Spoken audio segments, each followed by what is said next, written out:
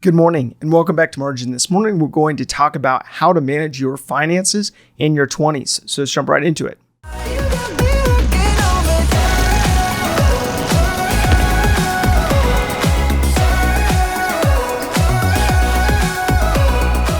So we've been working our way through 5 benchmarks to manage your finances in your 20s. So far, we have covered benchmarks 1 through 3.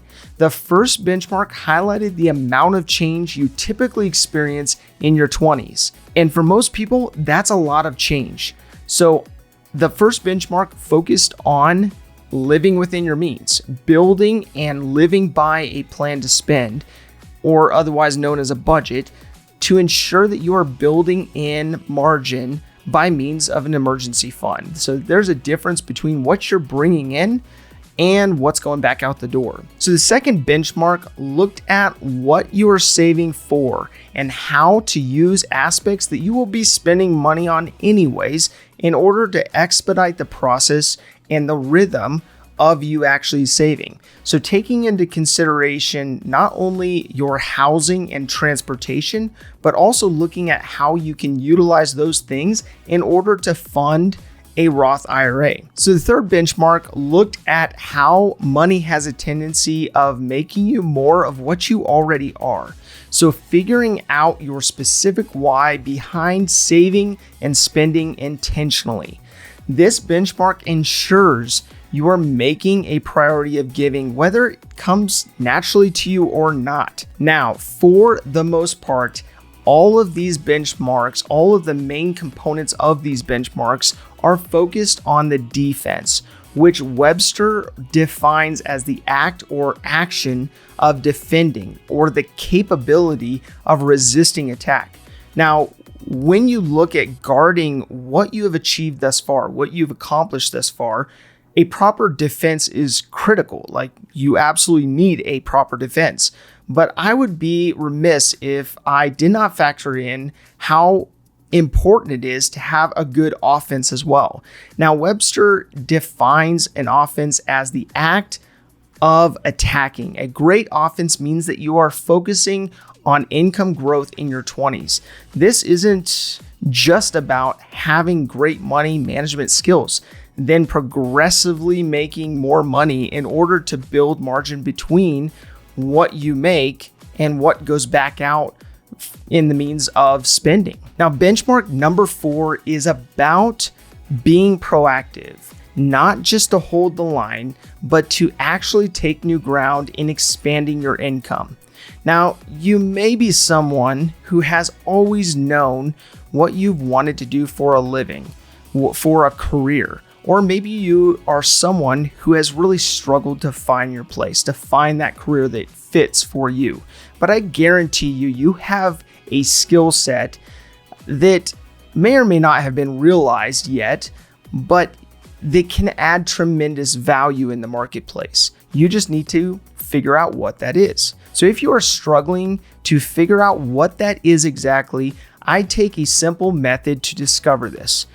So those who have followed my content for some time know that I love to use a tool which is called the 3 Ps. It basically takes components in order to help you narrow those options. So these are passion, proficiency, and provision. The first component is to look at what you would do whether someone paid you to do it or not. This would be something you have a natural attraction to, a natural bent for, something that you would be excited or even passionate about doing on a day in, day out basis. So the second component is to look at what you are naturally good at. What is something that maybe growing up, you've always been told over and over again that you're skilled at? What is that thing that comes easy to you? That's something that you can not only be proficient in, but also is not a grind for you per se. It's something that comes easy for you. Now, finally, the third component, the last component, is to look at what you would do that would be able to provide some level of income or provision for you and your family, something that could be a tool for not only supplying your needs, but also your wants. Now, all that to say, once you determine the what behind what it is that you will be doing for a living, I think it's important that you determine where you want to take it, how you want to have an impact with your vocation, because that should be the goal. This is what we will discuss in benchmark number 5 tomorrow. So now that you've determined what vocation you want to pursue based on going through the process of the 3 Ps, it's important to now look at the trajectory for that field. What are the limitations of that field? What is the seasonality of the position within that field? And then also, what are the threats to that industry that you need to identify? Now, you may apply something called a SWOT analysis to this to find the strengths, the weaknesses, the opportunities, and the threats for the field that you want to pursue. Now, there's a lot of people that probably won't take that approach. They may not be organized enough to take that approach and actually analyze it. But I would say that it may be helpful in figuring out if that field is something for you to safely pursue. Now, no field is technically fully immune from disruption, from technology or technological upsets, or from the changing landscape, the changing norms.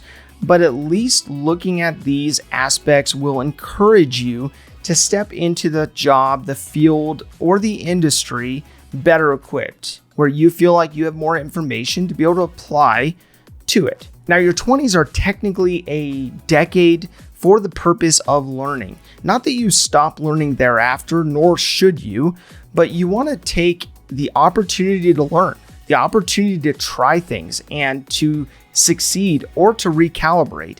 You only fail if you stop and you actually just give up.